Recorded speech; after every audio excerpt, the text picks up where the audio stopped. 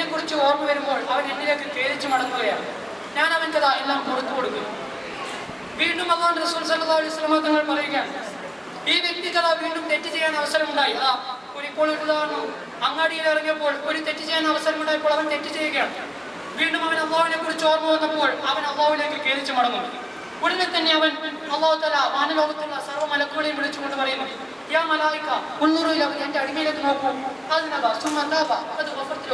അവനത് ധാരാളമായി തെറ്റ് ചെയ്തു. എങ്കിലും അവൻ എന്നെ കുറിച്ച് ഓർമ്മ വന്നപ്പോൾ, തെറ്റ് ചെയ്ത ശേഷവും അവൻ എന്നെ കുറിച്ച് ഒരു ഓർമ്മ വന്നപ്പോൾ അവൻ എന്നിലേക്ക് കേരിച്ചു മടങ്ങും. അത് ഗഫർതു, ഞാൻ അവർക്കെല്ലാം പുറത്തു കൊടുക്കും. പ്രിയപ്പെട്ടവരെ, പ്രിയപ്പെട്ട മുഅ്മിനീങ്ങൾ, ഇവിടെ അല്ലാഹു തആല നമ്മെ കുറിച്ച് ഉപയോഗിച്ച വാക്ക്, ആ തെറ്റ് ചെയ്ത മനുഷ്യനെ കുറിച്ച് അല്ലാഹു തആല ഉപയോഗിച്ച വാക്ക് നാം ശ്രദ്ധിക്കുക. കുൽറുലാവതി, എന്റെ അടിമയിലേക്ക്, എന്റെ അടിമ എന്നാണ് അവിടെ അല്ലാഹു തആല ഉപയോഗിച്ചത്. പരിപൂർണമായും അല്ലാഹു തആല ചെയ്തു തന്ന നിഅമത്തുകൾക്ക് ശുക്ർ ചെയ്യേണ്ട നാമൊക്കെ അവൻ ചെയ്തു തന്ന കണ്ണുകൊണ്ട് എത്രയെത്ര നിയമത്തുകളാണ് ഈ കണ്ണുകൊണ്ട് ചെയ്തിരിക്കുന്നത്. കണ്ണ് കാണാത്തൊരു വ്യക്തി, ഇന്ന് ഞാനിപ്പോൾ വരുമ്പോൾ മീനാ റോഡിലേക്ക് ട്രെയിൻ കയറാൻ നിൽക്കുമ്പോൾ ആ ലോക്കൽ ട്രെയിനിൽ ഒരു വ്യക്തി പരിപൂർണ്ണമായും അന്ധനായ ഒരു വ്യക്തി ആദ്യം തപ്പിപ്പിടിച്ചുകൊണ്ട് ആ ട്രെയിനിൽ കയറും. എന്നാൽ എനിക്കും എൻ്റെ സുഹൃത്തിനും വളരെ ലാഘവത്തോടു കൂടി ട്രെയിൻ വന്നപ്പോൾ ആ ക്ലാസ് നോക്കി കയറാൻ വളരെ സിമ്പിളായി കയറും. പക്ഷേ ആ അന്ധനായ വ്യക്തിക്ക് ചോദിച്ച് കയറേണ്ടി വന്നു. എത്ര വലിയ തൗഫീഖാണ് അല്ലാഹു തആല നമുക്ക് ചെയ്തു തന്നത്.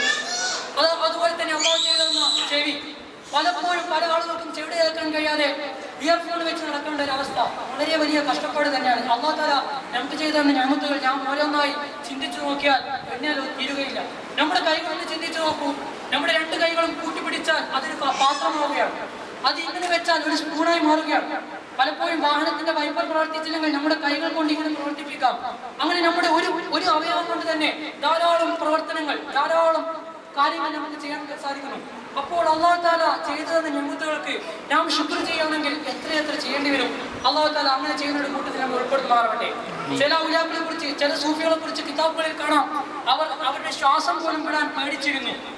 കാരണം ശ്വാസം വിടുമ്പോൾ, ഒരു ശ്വാസം വിട്ട് ഒരു ശ്വാസം എടുക്കുമ്പോൾ അതിന് കണക്കായി ഞാൻ അല്ലാഹുവിനെ ശുക്ർ ചെയ്യുന്നുണ്ടോ, അല്ലാഹു തആലക്ക് ഞാൻ നന്ദി അർപ്പിക്കുന്നുണ്ടോ എന്ന് പേടിച്ചിട്ട് ചില ഔലിയാക്കൾ മൂക്കുപൊത്തി യാത്ര ചെയ്യുന്ന ഔലിയാക്കളെ കുറിച്ച് കിതാബുകളിൽ നമുക്ക് കാണാം. അവരത് ഒരു ശ്വാസം വിടേണ്ടി വന്നാൽ ഉടനെ അല്ലാഹു തആലക്ക് ഇസ്തിഗ്ഫാർ ചൊല്ലുകയാണ്, തഹ്മീദ് ചൊല്ലുകയാണ്, തസ്ബീഹ് ചൊല്ലുകയാണ്. നമുക്കൊന്നും അങ്ങനെ സാധിച്ചില്ലെങ്കിലും അല്ലാഹുവിന് വേണ്ട വിധത്തിൽ ശുക്ർ ചെയ്യാൻ നാം ശ്രമിക്കുക.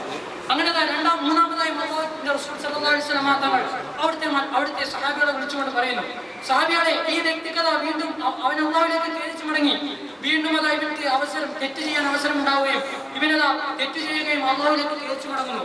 അപ്പോഴും അല്ലാഹു തആല കാരുണ്യത്തിന്റെ കവാടമായ, കാരുണ്യത്തിന്റെ കരകാളകടലായ അല്ലാഹു തആല മലക്കുകളെ വിളിച്ചുകൊണ്ട് പറയുന്നു, യാ മലായിക ഉൻദുറൂ ഇലാ, എന്റെ അടിമയിലേക്ക് നോക്കൂ. ഉശ്ഹിദുകും അന്നി ഖദ് ഗഫർതു ലഹു, ഞാൻ അവർക്കെല്ലാം പുറത്തു കൊടുത്തു. പ്രിയപ്പെട്ടവരെ, വീണ്ടും ഈ വ്യക്തി പരിപൂർണമായും അല്ലാഹു തആല ചെയ്ത നിഅമത്തുകൾക്ക് ശുക്ർ ചെയ്യേണ്ട ഈ വ്യക്തി വീണ്ടും തെറ്റ് ചെയ്തു. അപ്പോഴും അവൻ അല്ലാഹുവിലേക്ക് കേരിച്ചു മടങ്ങുന്നു. നാലാമതായി അല്ലാഹു തആല മലക്കുകളെ വിളിച്ചുകൊണ്ട് പറയുന്നു, യാ മലായിക ഉൻദുറൂ ഇലാ, എന്റെ അടിമയിലേക്ക് നോക്കൂ. അതിന ബസുമതാബ ഉശ്ഹിദുകും അന്നി ഖദ് ഗഫർതു ലഹു മാ തഖദ്ദമ വമാ തഅഖറ. പ്രിയപ്പെട്ടവരെ, അവിടെ അല്ലാഹു തആല നാലാമതായി കൊണ്ട് പറയുന്നു, അവനത് 4 വട്ടം